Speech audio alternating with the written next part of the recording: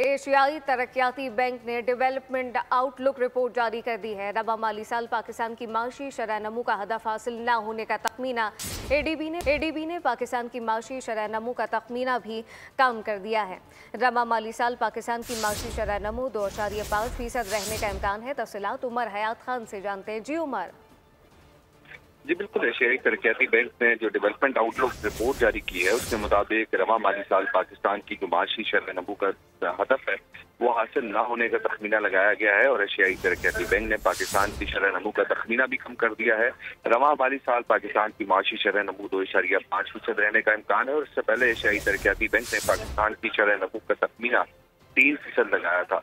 रवा माली साल वफाकी हुकूमत ने जो है माशी शरह नमू का जो हदफ है वो 3.6% मुकर्रर कर रखा है।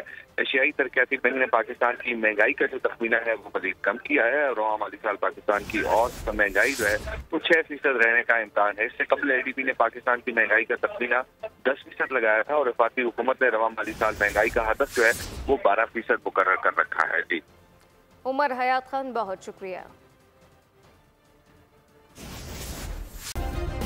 सब्सक्राइब करें और बेल दबाएं ताकि कोई खबर रह न जाए।